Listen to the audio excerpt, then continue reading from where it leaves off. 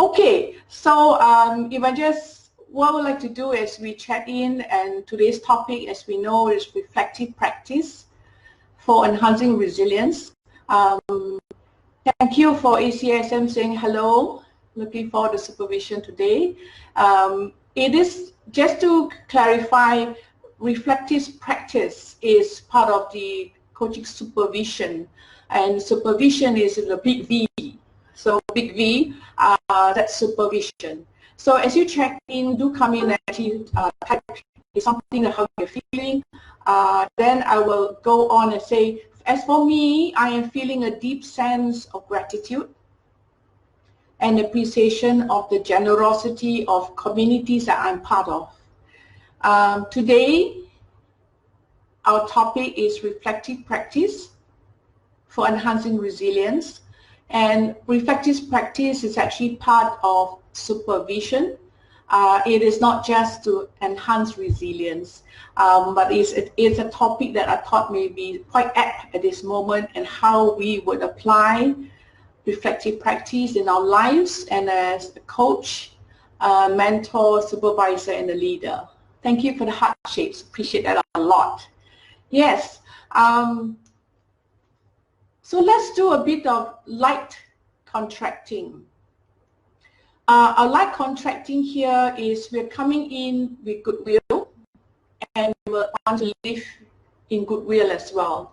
And as a part of contracting is to put aside some of our own negative normal feelings. It's like it's Thursday, tomorrow's Friday, it's nice feeling, but let's leave away judgment. Let us be connecting at the heart level and actually be here. This 20 minutes is actually very short, so let's give this time for yourself. So with a bit of goodwill here, and then I will begin. And as I begin today's topic, it feels that never before has the privilege and responsibilities have been greater for us to notice and live with our own passion and anxieties, our own excitement and uncertainties, as we support and resource others to do the same in the long run. So we, as the model, ourselves embracing some of these anxieties, we live with our passion, and sometimes we have anxieties, our excitement, and also uncertainties. So how do we resource ourselves, and how do we also resource others in this journey? So likewise as the model. As leaders, coaches, and supervisors, working alongside people to see afresh, renewed eyes, and expanded visions. So that's what I love about supervision is with a V. So visions, expanded visions, resourcing and harnessing their potential. Coaching is about harnessing their potential, and clients finding their potential. Alongside the coaching, you have supervision, who works with coaches to support the clients. So we will use the word client here will be whoever is in front of you, whether you're a coach, a supervisor, or leader. Many leaders in corporate organizations are now mentors, coaches, and playing this very crucial role. With reflective practice, we can choose to reflect in action, like right now. If we were to practice reflection in action, which is reflecting in the present moment, or reflect on action, which is reflecting on the past. We step back in reflecting and exploring new ways, understanding the part that unconscious processes play in our work. Our unconscious processes could actually be, it's playing in our work and in where we are doing something. And as we reflect in the present, we build an ability to run a stream of consciousness reflection in the background of the mind, while still paying attention to the client in front of us. In this moment, how are we present with the client? So I'd like you to imagine with me that you're working with a client right now and you are in the moment, you have a client right in front of you, and you are actually having a stream of consciousness reflection in the background of your mind, and as you notice the client in front of you, you are also having a consciousness reflection. Are we learning to step back onto the balcony using ourselves as instrument, noticing with curiosity, exploring with the client what may be happening, feeling comfortable not knowing? How often do we feel so uncomfortable when we do not know? What happens is we are feeling stuck when a client is feeling stuck. So sometimes a client comes in feeling stuck. So feeling comfortable not knowing, feeling comfortable not be feeling stuck is so important. So feeling comfortable not knowing as we tap into something wanting to emerge. We may notice our words, thoughts, and emotions are landing. Feel free to chat. Put it in your chat as you go along. If any words, thoughts, emotions, sensations, imagery, metaphors are appearing and are popping up and you like to put it in the chat. Whereas in reflection on action, we linger for a while in a reflective posture. Immediately after the session is over, so that says in 1 hour, you've got 50-minute session. The last 10 minutes, we just spend a little bit more after the session, just thinking about what you notice your client, how he or she described the interactions with his stakeholders, his managers during the session.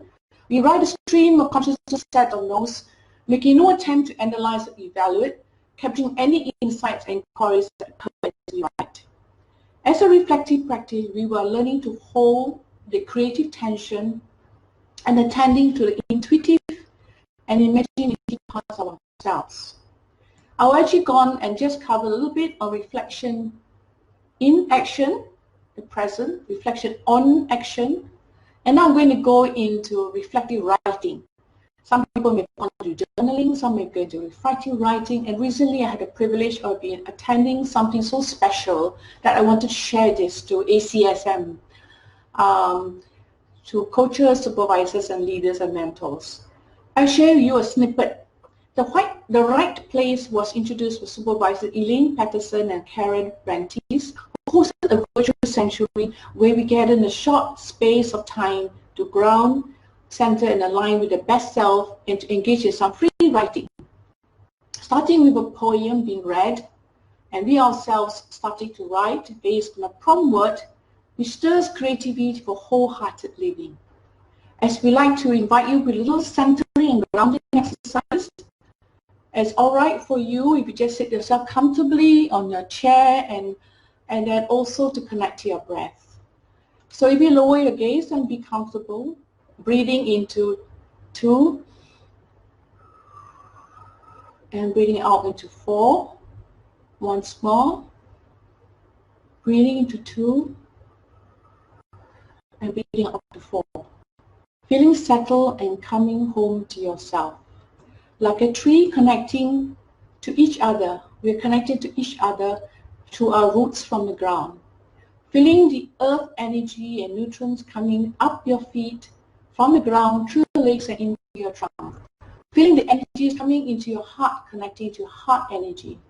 Imagine for a moment a beautiful smile of kindness, care, and compassion. Once again, being aware of sitting on the seat with your body and arms resting, what are we grateful for?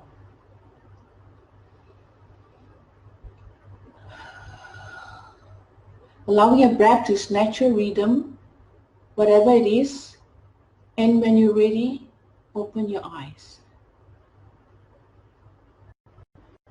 I'm going to apply this to be a little longer, but in view of time, I will move on. As Right Place says, I write because I do not know what I think until I read what I write. So I write because I do not know what I think until I read what I write. I will read a poem, Lost, L-O-S-T, by David Wagner, and then share with you a prompt.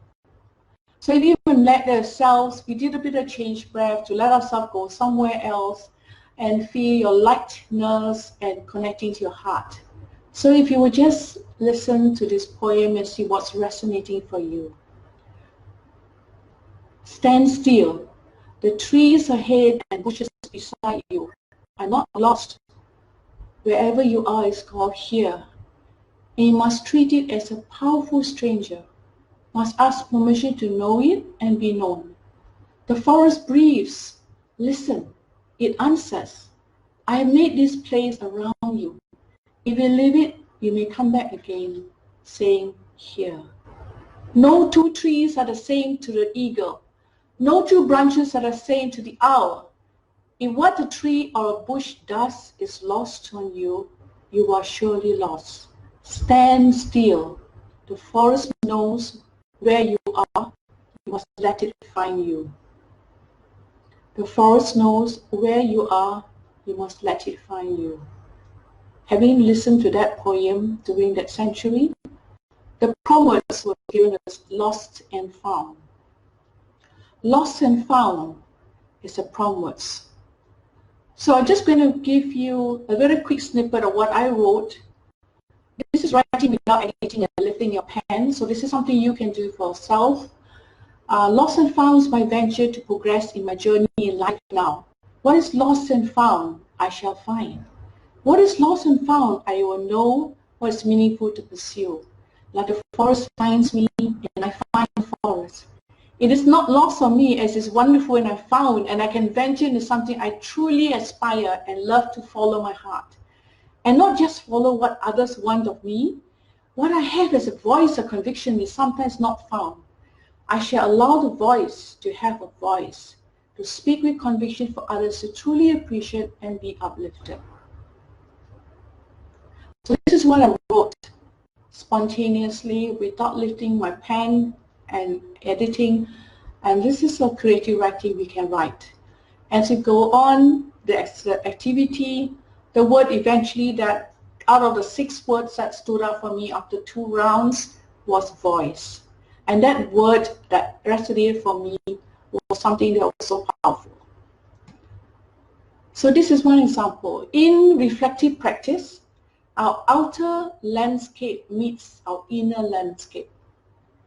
It allows us sometimes to be prepared to be vulnerable and courageous. And we can find what it is in our hearts as we stay true to our own wider purpose. And I'm going on to the last section for this, is to actually think about how we are building resilience. As we reflect during these unprecedented times, things are changing.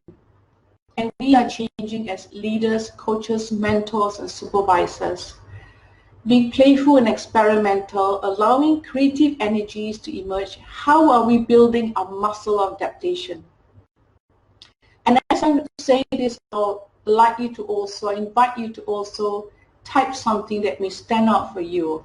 It could be a wave, it could be a thumbs up, or it doesn't make sense, whatever it is. So I'm going to say it slowly because this came from my heart, and this is what I reflected in my supervisor.